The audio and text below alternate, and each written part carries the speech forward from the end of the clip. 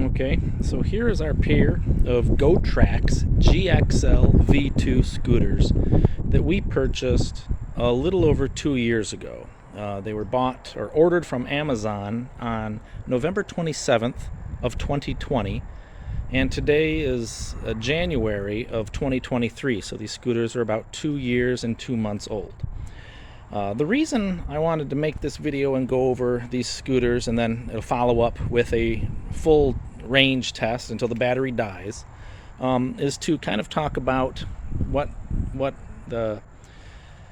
it's like 2 years down the road, like how they hold up, how are they durable, how much of the battery and range did we lose, things like that. And the reason I wanted to make this video is because I watched quite a few videos on various scooters. When I went to buy these, I knew that they'd be fine up front. The cheapest knockoff anything works good at first, but it's a matter of how does it hold up in the long run. And so I wanted to let everyone know, as kind of a thank you to YouTube, helped me to make the decision to buy these two scooters. And so I wanted to make this video 2 years down the road to help everyone who was still trying to make that decision of whether or not this is the scooters for them.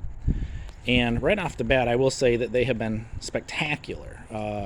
Their durability, holding up for their range, just right up front. These are really good scooters. For the 2 years we've had them and the amount of abuse they've gone through, I'm very impressed. So I'm just going to go over kind of how I came up with how many miles are on them and how much they've been through, and then after that we'll do a range test and we'll go over the numbers. But we purchased both of these in November of 2020, and we got them at the same time. The range on these scooters is about 9 to 12 miles depending on the weight of the rider, and we've run the battery from full to dead, taking them to like the park, if we take them around the neighborhood, and we've done that probably 24 times at least. So conservatively there's 200 miles on both of these scooters, and there is absolutely nothing wrong with either scooter whatsoever. I'm 6'2" and weigh 200 pounds, give or take, and my girlfriend's 6 foot. Both of our boys are almost 6 foot tall, so everybody in this family is large, and the scooters hold up without any problem, and they haven't been treated that nice. This scooter, I'll call this scooter 1. So if I zoom in here, you can see there's scraping all along the frame here. There's a pretty good road rash right there, and well, you can see that on camera. This scooter has been wiped out violently by one of the boys several times. I'm talking full speed, 15 plus miles an hour, straight into a curb, just absolutely wiped out. And other than scuffing the paint in a few spots, zero damage, nothing. You can see the scrapes. I mean, it's got its battle wounds, but it has zero effect on its functionality or performance. I cannot believe these things have not broken clean in half. But the only thing is, when the kids and people, even adults, they'll stand on a scooter and let that kickstand hold your weight, and that's not a good idea. And the reason you don't want to do that is because this bit here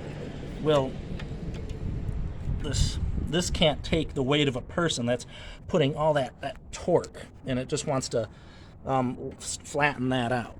And I mean, obviously you got a 200-pound person standing on the deck of the scooter like this and then leaning, and you've got 200 pounds of weight trying to flatten that out. And what eventually happens is the scooters, they end up like this, and you got to bend those back, and that is user error. That's not any fault of the design of the scooter. That's just way too much weight on that. Now that little piece of that L bracket holding the kickstand is not meant for that weight.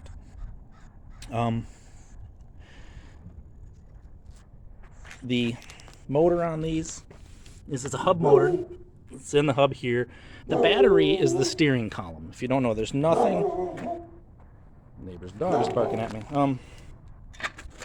There's no battery down here. This is just a piece of metal in the plastic deck or rubber deck. And that's one of the reasons why this thing holds up, is that all the electronics are up here. The motor's sealed, the battery's in the stem, so this whole bottom part can get wet. You can run it right underwater. I mean, not that you want to, but there's nothing electronic in this area. The brake is a mechanical cable, so going through water, things like that won't damage or hurt it in any way. They've been out in the rain, things like that. It doesn't affect them at all. A couple things we've noticed. So you can hold this at any speed you want, and it'll eventually, it's difficult to hold it perfectly still when you're bouncing down the road. So usually you just hold it all the way down to set the cruise at 15, but you can actually set the cruise wherever you want, and as long as you can hold it steady for 10 seconds, you let go and it'll maintain that speed. The brake is interlocked with the motor.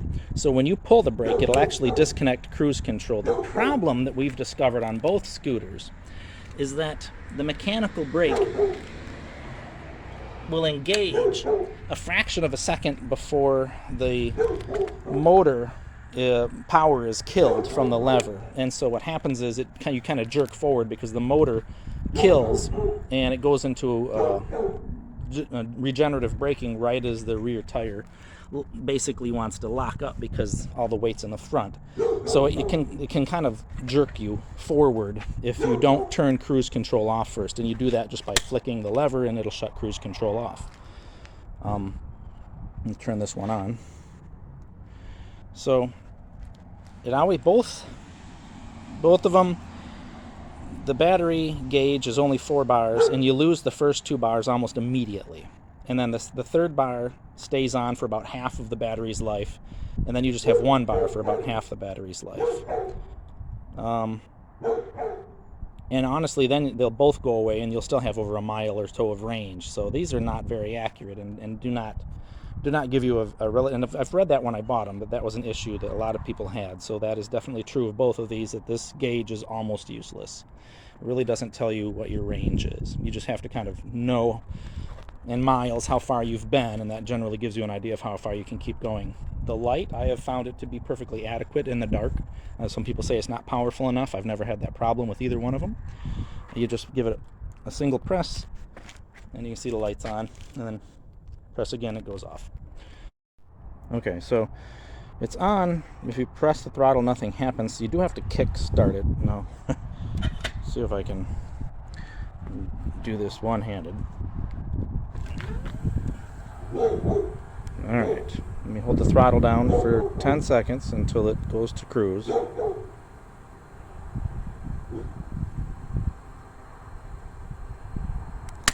Okay, and as you can see, it's still running, so if I press the brakes, so the brake lever will shut the cruise off.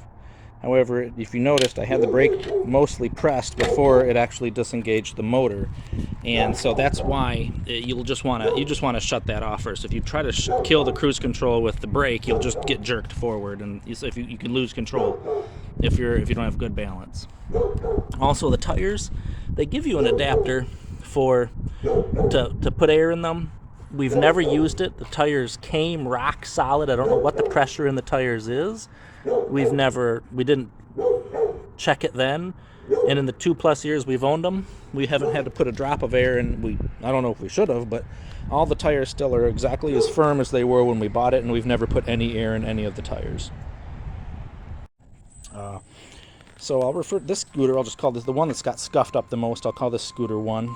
And so they both read at top speed 15.5 miles per hour. The difference is that this scooter 1, will easily be at least a solid mile per hour faster than this scooter. Now, it will also say 15.5 miles per hour, but this scooter is at least at full speed, and it doesn't matter. I could be on this scooter, and a 100-pound kid could be on this one, and I will just slowly pull away in this one, probably about a mile and a half per hour faster than that one, regardless of the weight of the rider. And both scooters claim they're going the same top speed, so there is a little bit of obvious variance from scooter to scooter and how fast it'll be.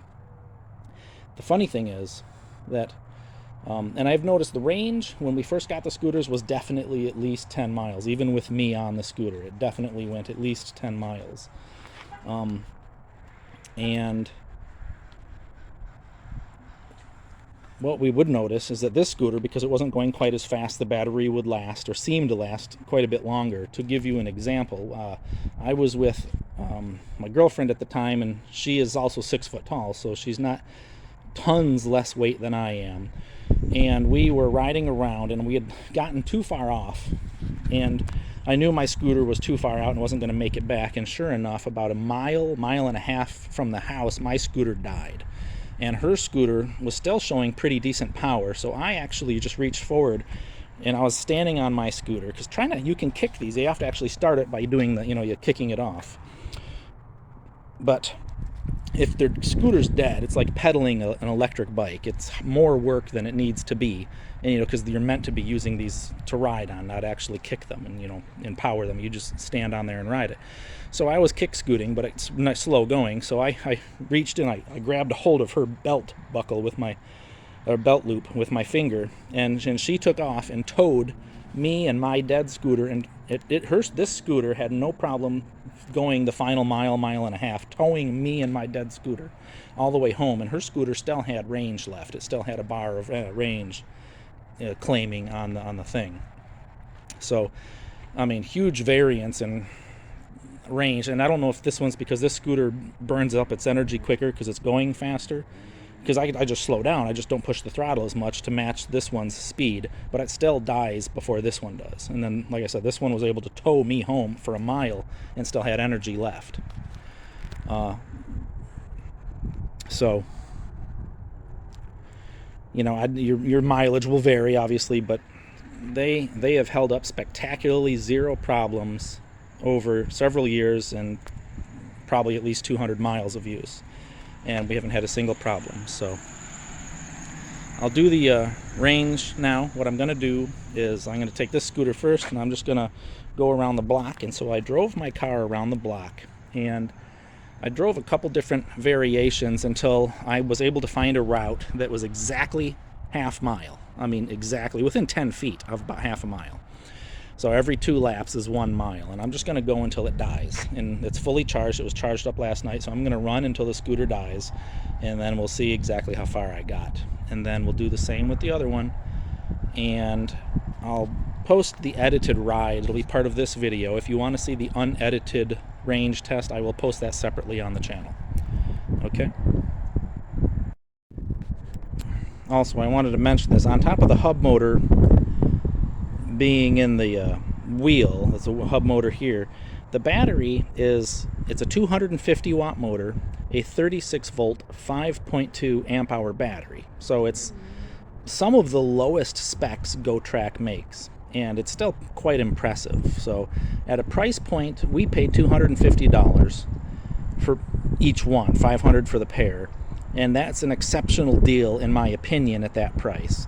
And even at $300 a piece, that they're probably still a pretty good deal, comparable if you look at the specs, given how low spec they are and what they're capable of doing, they're still really good. So I see right now some places they're $350 and even $400, and that, whether or not you feel that that's a good bargain, is kind of up to each individual person. I personally think at that price point there are some better spec'd models with bigger batteries down here. But at $250 or even $300, I think it's a phenomenal deal.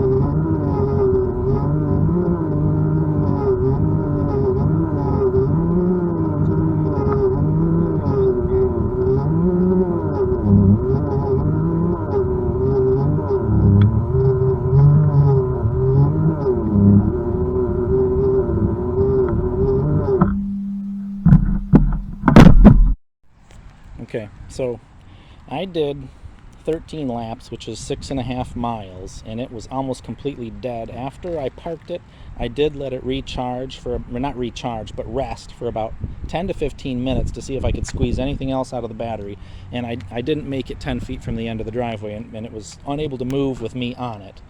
There wasn't enough energy left to move a person. It would spin the wheel slowly if I picked the scooter up, but it wouldn't move with me standing on it. And that was the scooter number 1, the one with the scratches on the bottom. And then this scooter, number 2, my son came, when he got home from school, he weighs about 50 pounds less than me. So I told him to take this one and go, and he got 7.8 miles. And how much of that is the fact that this scooter's always had a longer range, and the fact that he weighs 50 pounds less, I don't know which one affected that more, but so if I had rode this one, I would have gotten probably about 7 miles, and if he had rode the other one, it would have gotten probably about 7 miles. So each scooter has lost between 2 and 4 miles of range on average from what they did 2 years ago, but still perfectly usable. So there you go.